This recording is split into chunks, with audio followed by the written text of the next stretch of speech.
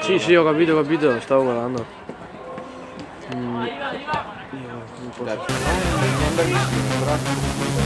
Dai, buttalo dentro!